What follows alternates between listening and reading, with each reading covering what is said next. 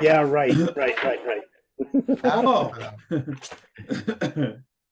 Now, And which way is the fish swimming in my hat? your fish is swimming to the right. Actually, Left. towards your left arm. Well, Towards your the left. ocean that way. Yes. Congrats, Bob. But it's only in Florida. If you were in like Georgia, it'd probably be the opposite way. Well, I'm back in Georgia now. Oh, that's why. Yeah. All right, guys, we're on, and Bob today is going to present a topic on interface relationship with. Okay, Bob, it's to you now.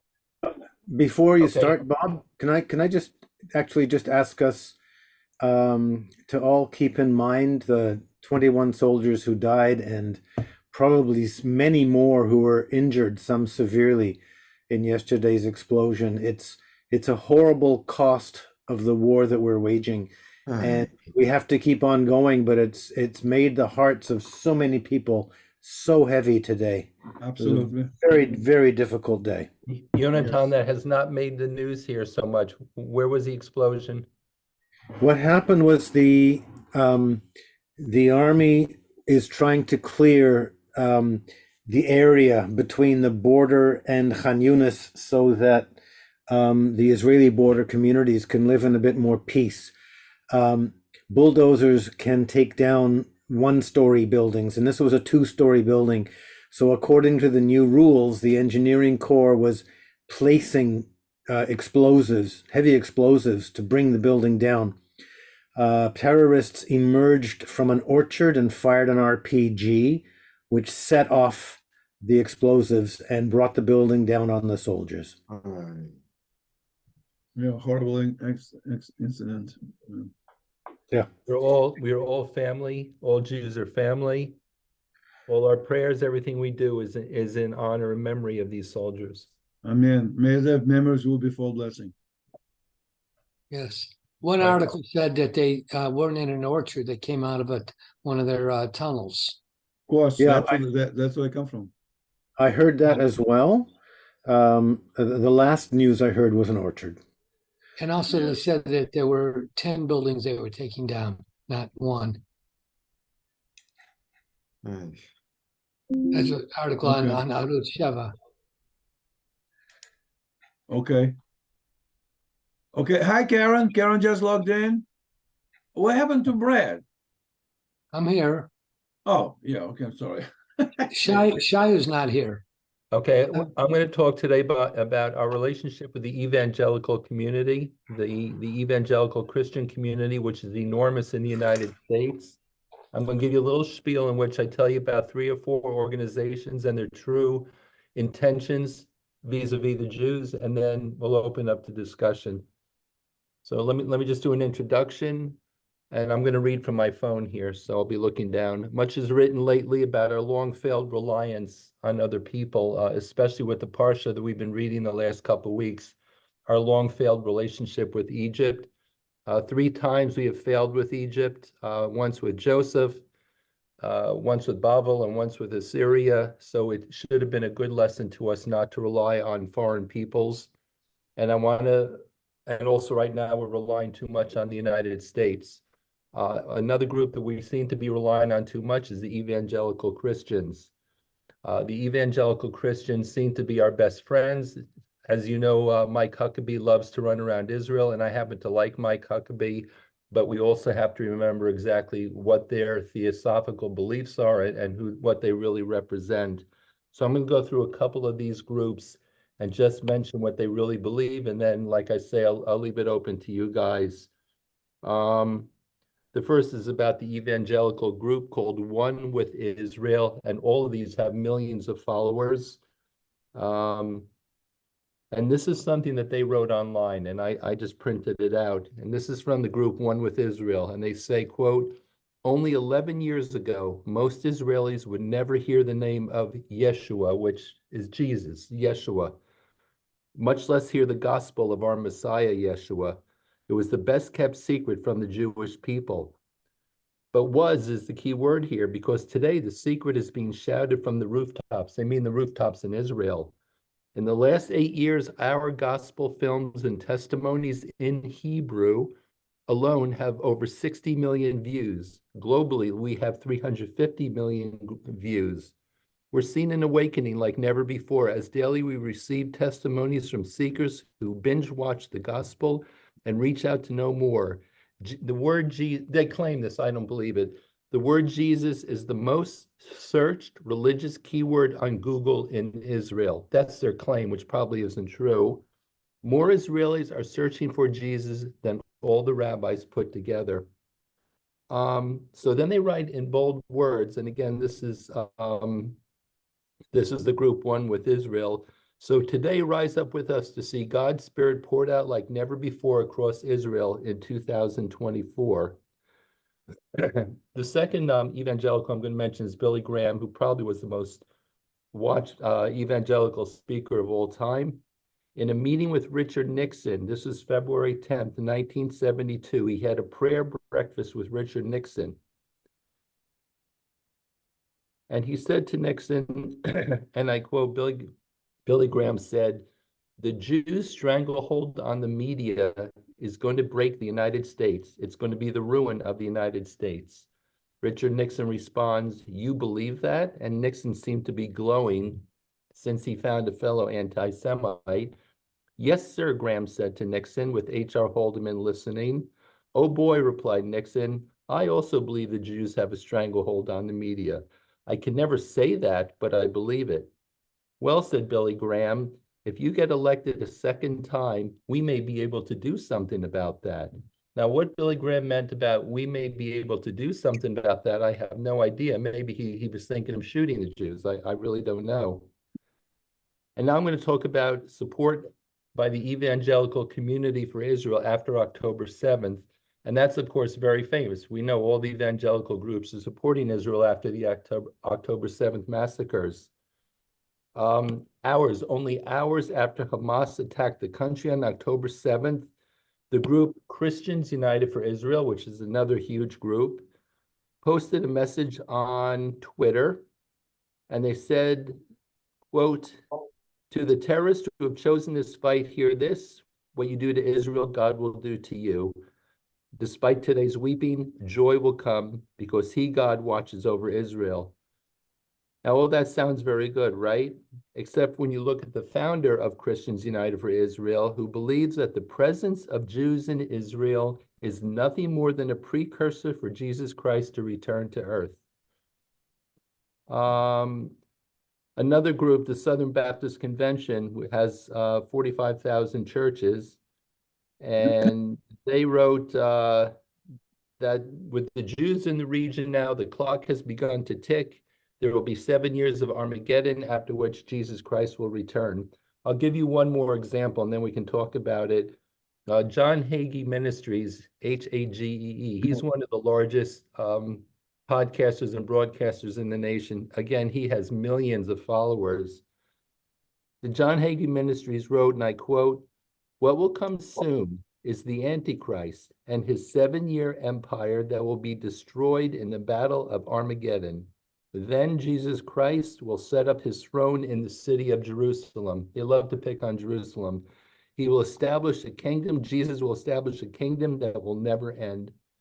Hagee has a long history of anti-Semitism. He suggested that Jews brought persecution upon themselves by upsetting God, and he called Hitler, quote, "a half-breed Jew."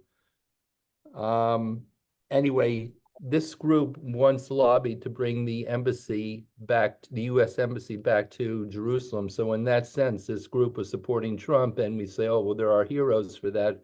But then we look deep into it, we see what their true feelings are. So the issue for discussion today is whether we should be honest about our relationship with this community. Should we sit down with them and discuss our objection to their theology? Should we be honest with them? Should we cuddle them? For instance, when Mike Huckabee goes to Israel, Netanyahu jumps up and he runs to greet him and hug him and show him around. So should we cuddle them and give them tours of Israel, as we often do? What is the best way for us to relate to a world where all relationships are uncertain? So I leave that open to anyone's comment about how you feel about this evangelical community and how we should have a relationship with them, despite what seems to be a lack of honesty in the relationship. Lev, you want to start it off? I'm trying to mute myself as much as possible. And I was muted and tried to speak. Karen, do you have any comments on this kind of an issue? I think honesty is always appropriate. If we want an honest relationship, the first thing we can do is set an example.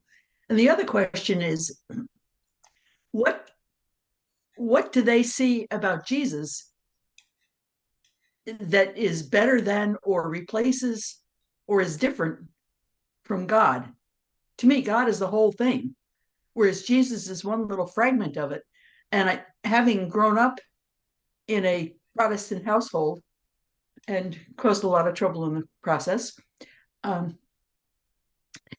the Christianity I grew up with was, you guys are such losers and sinners, and the only way you can not be a sinner and kind of get up from really negative to maybe neutral is to believe in Jesus. Well, and the question I kept asking, so what are we supposed to believe? Oh, you just believe. And I think that the rabid Christian group is probably not the politically correct term to describe them. I don't think that they want to dig deeper and ask what that actually means from them. I think it's more of a team mentality. But that's my rapid 2 cents. This is actually partially Jewish belief, because Torah teaches us that Jews have a direct relationship with God, but other peoples, including Christians, try to reach God through intermediaries. So using Jesus as an intermediary is very normal. So that is actually acceptable, and that's the way they view the world, as long as they don't worship the intermediary, which Catholicism in particular has devolved into a group that does actually worship Jesus. So they don't just use him as, quote, the Son of God. So that sense, I think there's nothing wrong with them believing in Jesus, so to speak, but their belief that we have to go down to that level and believe that. And the question is, again, how do we handle that kind of proselytizing vis-a-vis Israel? In Naharia, when we go to our local supermarket, the Shufersal, right across the parking lot is a very large sign for the offices of the Messianic sect, which has offices there and preaches exactly that. And I was under the impression that, in fact, in Israel, I thought there was a law against proselytizing, against Messianism and trying to convert Jews, but I've never seen any attempt by anyone to silence or to go over and say, you guys shouldn't be here. So you're talking about a weak relationship and not an in-your-face relationship, as Karen suggested we should have. I was going to say, I'm actually a member of CUFI because I see all the good things that they do for Israel. I've also heard Pastor Hagee speak. I mean, it sounds nuts, but like in America today, the kids idolize sports players. So what did Kufi do? They went and they brought 2 pro football teams from America to Israel, all expenses paid. There's even, you can go on the website and you can watch these big football players. They're doing all these things all over Israel. And now they come back to America and they speak about how wonderful a place Israel is. And some of the videos even, they have a special website for some of that stuff up there. And they do a lot of good. They give a lot of money to Jewish charities. They're doing a lot now to support the war efforts. Pastor Hagee talks about, in fact, his best friend was the Orthodox rabbi there in San Antonio, who just passed away, Rabbi Steinberg. And it's they do some amazing. The difference is, and how I look at it is, at the time when the Messiah comes, we're going to say the Messiah is here. He came, and they're going to say he came again. But other than that, it's. I mean, that's what they're going to say. But the bottom line is, it doesn't care what happened in between. Once he's here, we're in a whole different world. So it really doesn't matter if it's the first or the second time, even though we know it's not the second. We know it's not. I disagree only because of the experience that America had when its universities were failing and they turned to Qatar to get funding. And now we're seeing the results of that funding because we're seeing what went along with all of that support. So I think that what you're saying sounds nice, but it's a slippery slope, and now America's reaping the benefits of Qatari and Muslim support of their educational system. I don't see any benefit out of what you've said. I see a lot of sadness coming from that. Well, the Qatari, first of all, they're Muslims, and their goal, of course, well, not all Muslims, but their flavor is that you want to destroy Jews for some unknown reason. I haven't understood that. And why they go into universities is because Bezmenov, 1950s or 60s, said that the universities and the schools are the way to convert America into a communist country. That was Bezmenov. And he was the guy who defected, the Soviet KGB spy. Okay, except that all of my wife's family, my wife was born in Jamaica for the simple reason that Christians decided that the Jews should die in 1492, the beginning of the Inquisition. So I'm not sure where your argument goes. Like, once again, I'm looking at the results, the long-term results.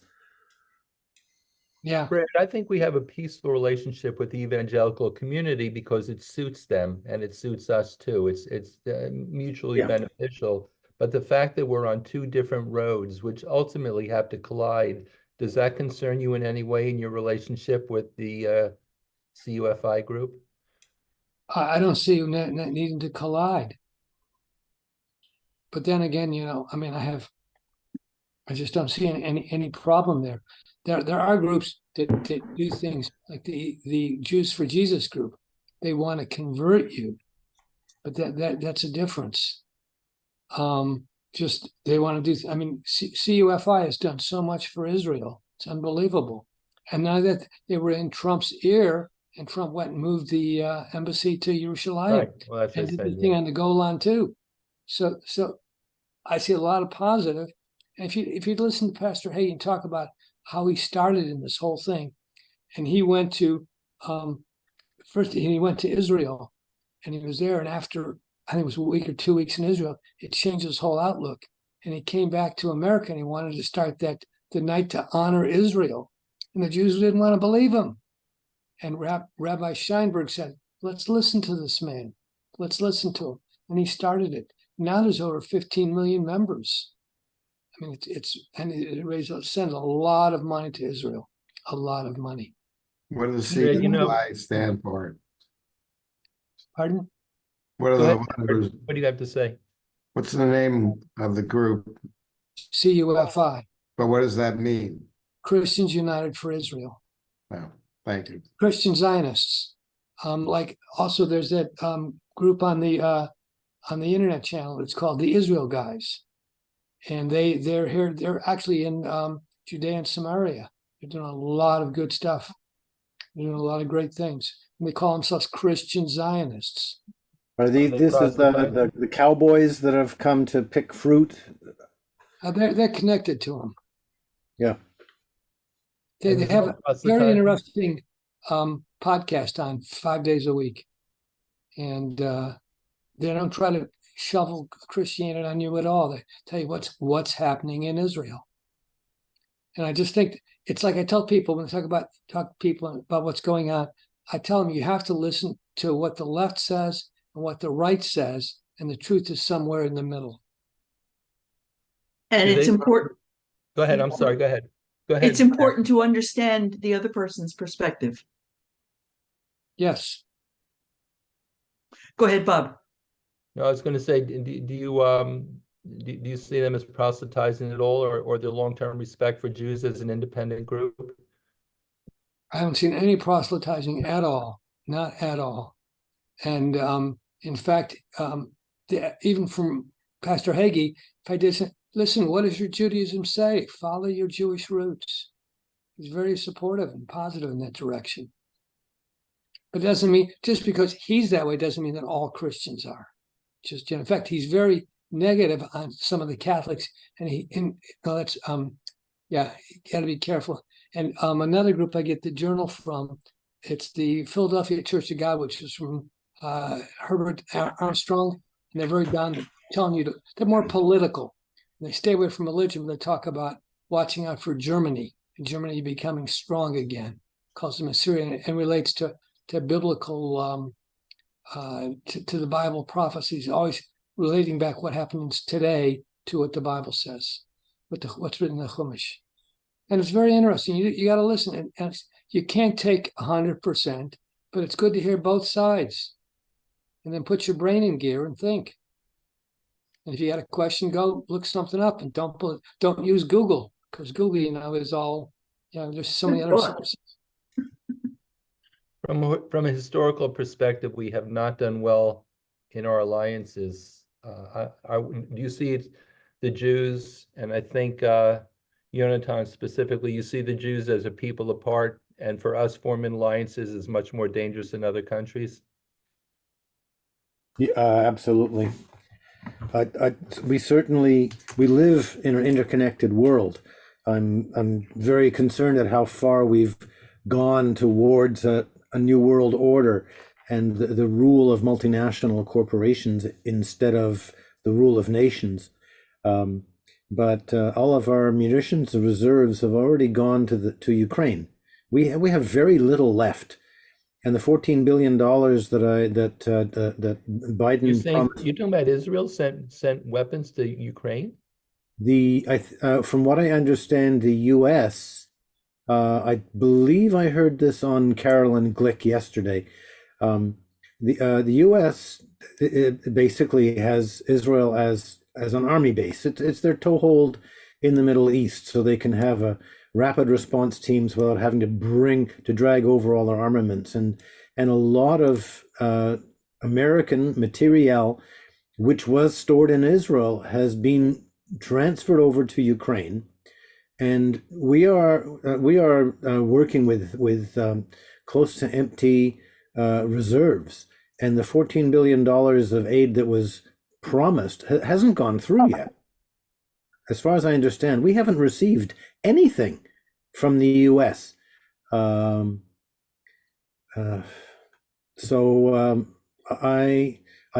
agree with you. I think that we should not get in bed with anybody, but we also are. I mean, that's why we're at The Hague. We're not there for our health, and we're not there to prove anything. But we have to stand up at some point to the amount of lies that are going forward against us. Very true. We have to realize when you think America's your friend, America changes when who's in the White House or who's running things. And right now, Joe Obama is the whole thing running the American, and he's a Muslim, and he hates Jews, and he hates Israel. And in my opinion, his boss is Iran, because if you looked at it, if you knew that it was, would any different be happening? And Iran just got $6 billion and another $10 billion. So this is what's going on. You've got to be very careful with your friends. Well, I think Netanyahu's been very honest with Blinken and with Biden. He said, basically, we're an independent country. We will make our own decisions. We will go our own way. Would you say that with these evangelical groups, we should do the same thing? We welcome your help. We welcome your input. Remember, we are an independent people, a separate religion. You have to respect us on that level. Do you think it's necessary, especially Brad, I'm speaking, to you because you're involved with this group. Do you think it's important to let them know who we are and what our worldview is, and not to simply embrace each other? Well, I think that Pastor Hay, I can't say for everybody in his group, all 15 million, but he himself, he and Rabbi Scheinberg, That's definitely the way they were. And it's like we're on this planet and we're supposed to be people, we're supposed to be human beings and caring.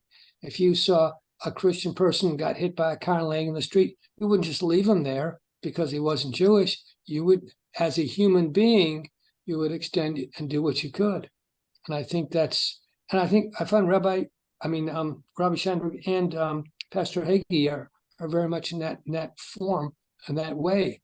And I think Pastor Hagee to be very sincere. In fact, I've watched him and listened to him, and I go, you'd think he'd want to convert and become Jewish because the way he speaks, it's just amazing. The way he talks about things. He says, we need the Jews. It's part of us. And so, but I'm not saying he's all Christians. I'm just saying this is this one that you mentioned, and that's why, I contribute to them and I'm involved. I think there's a slightly different picture, because from where you're talking about a Western approach between Jews and Christians in North America, and you're extrapolating that to the Middle East. When my very, very dear friend was a nurse in the dialysis unit in Afula, where most of the patients and most of the staff were Arab as well. She was looking after this one man. He was a member of the Arab mafia, and everybody knew it because he kept all of his goods for sale in his dialysis locker in the hospital. That's where he was selling the stuff from. And she was very, very nice to him, and he was very, very grateful. And he said to her one day, I want you to understand, be very careful when the call comes for the Arabs to rise up. Please know, Ruth, that I will be the first one to stick a knife in you. He warned her about what was going to happen. And this is what happened on October 7th. The people in the border communities were welcoming in the Gazas. We know all the stories. I don't want to, but that is what led to the downfall, because they trusted and loved the people for whom the Jews' very existence is anathema. And the first moment they get a chance, they will destroy us. Now, and so I think that those of us who are living in Israel take a look at the evangelical Christians from a slightly similar point of view. We do not know when that group of people will say, enough of your agenda, now it's our agenda. And I'm concerned about that when it plays out. Well, maybe the answer to Bob's topic, very interesting topic, you said, we have to, in a time we don't know, we have to say what the Torah. I mean, we go by the Torah. What is, Bob Dorsky and I, for years, been following classes, Rabbi Friedman classes in Atlanta. We're right now learning Masechta Yoma. And Masechta Yoma, it very clearly specifies which sacrifices are allowed to be brought by the Gentiles, non-Jews. So if the non-Jewish guy is a Christian, comes in and says, listen, I want to pay $100 for the, or in old days in the temple, the guy brings a goat, says, I want this goat for my sin. Are we supposed to accept the goat? And I think that most of the sacrifices brought by the Gentiles are allowed. Not all, like they're not supposed to participate in a Paschal lamb, in the Passover sacrifices. But in most cases, the guy comes in, Christian guys rolls in, say, I have 100 goats over there. 50 goes to the Mizbech to burn, and another 50 Kohanim can use in order to transport wood and whatever. Look, I think the temple is supposed to take it. And they don't ask the guy, what do you think about Jesus or not? They say, okay, fine, you take a sacrifice, that's our limit. Am I wrong, Bob? Probably just shlamim. Probably just shlamim from Gentiles, I think. But then by Mabi Shlamim could be analogized to what Brad is talking about. They bring Shlamim. They want to give money for the park in Naharia. And they want to pay $10 million to make a park, or the hospital donated by the Christian Church of Boston. I was supposed to take money and make the park, and people walk in the park, and maybe synagogue they can build and donate synagogue money. $10 million to build a synagogue in Haifa, donated by the Church of Boston. I would take this money, and make a synagogue, not the church, but a synagogue we can, because it's Slomim. Thank you, Israel, for standing for good things. So looks like to me, if I'm wrong, that Tractat Yoma qualifies that yes, we can take support from them in certain things. We're not going to discuss with them. We take your support. Okay, guys, I'll give you the $10 million to make a synagogue, but you have to. We also have to build 2 churches over there. Well, that's not a condition we're supposed to accept. But if it's a generous donation for the hospital or something, I don't see that the Talmud and Torah prohibits that. Well, the Carbonos recognize God's superiority. With the evangelical community, we're looking for friends, and I think they're looking to establish their theology as superior. So it's a little bit different than the ancient. But don't forget about that. Bob Chazan just mentioned Slomim. That sacrifice is not for the sin, and it's not for the mincha. Slomim basically is one of the sacrifices. It's supposed to be on the minor sacrifices. It's supposed to be some of it burned on the mizbech, some of it is consumed by kohanim, but most of it you're supposed to take it to Jerusalem and eat it with your friends, Jewish or not. So that particular korban Slomim, I guess, makes a point that Brad is talking about. Hey, come on over, guys. Have a steak, as the hamburgers were doing. Christian or not, come on, join. Yeah, I would just point out, if I may, that I remember reading, I don't recall where, the concept of the converts to Judaism. If at certain points in history, when the Christians were becoming converts, or when the Muslims were becoming converts, and then the history veered off, that was a salvation for the Jewish people, because if all of these Muslims and all of these Christians decide to become Jews as part of their process of gifting to us, it'll change us as the Jewish people. That we have to remain a people apart in order to maintain our own traditions and our own derech Hashem. So the care that we need to take is important. We can take, but we have to be able to remain who we are, Torah observant Jews. Just a point to add to the fire.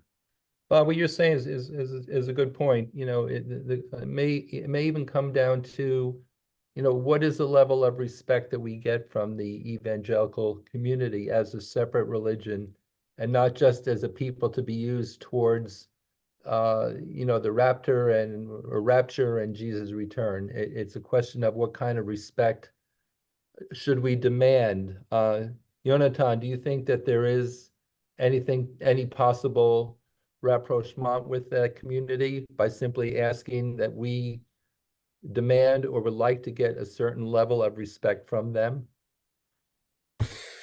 Wow.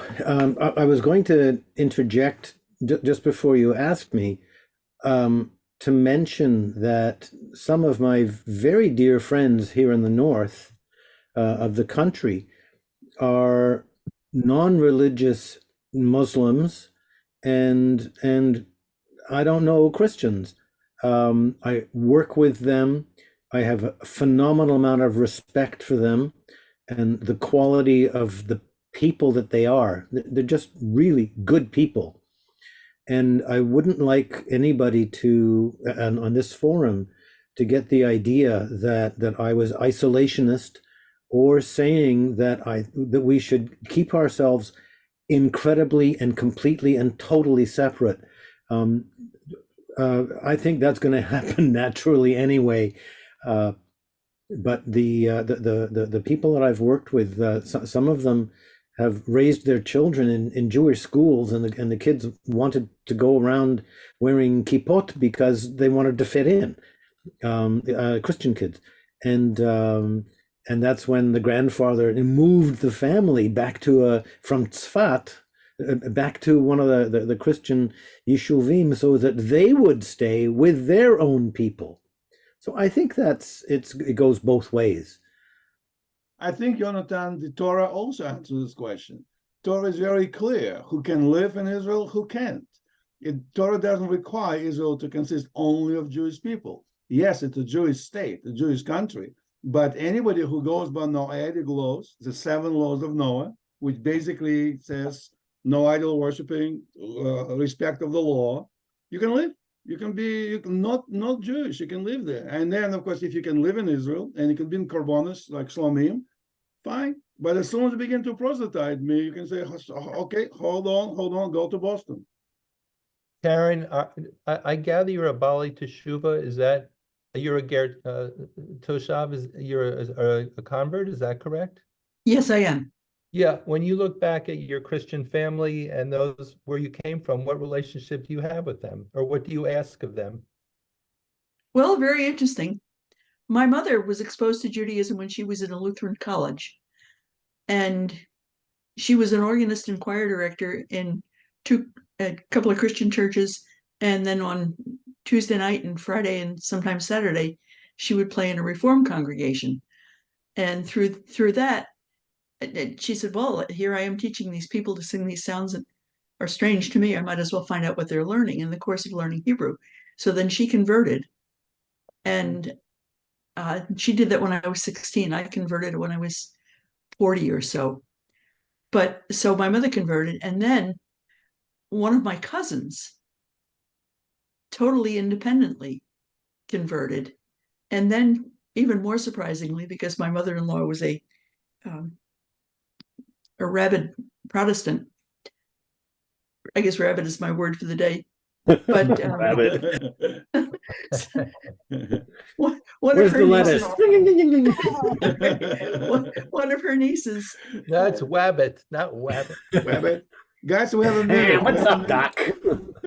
Anyway, in my husband's family too, we have there are several converts, and then my husband ended up converting, and he was on the board of 2 of the congregations we were members of. So well, when you look back at those of your family who did not convert and to your friends who are not converted, what kind of relationship do you want with them? What do you want them? What do you ask them? Guys, I'm sorry to interrupt. It's becoming very interesting, but we only have 30 seconds. Oops. Karen, maybe you can answer quickly in 5 seconds, then I can take remaining 15 seconds. My aunt prayed for my mother's soul every day. She was sure my mother was going to roast forever. But everybody else was quite happy to, I'm comfortable in the Jewish community. It's my people. I like it. Amen. That's a great answer. And that's a way to end our conversation. Wonderful presentation. Thank you, Bob. Next Tuesday, yeah, thank you. Same time, guys. Thank you, everyone. Shabbat Tov and Shabbat Thanks, Shalom. Lab.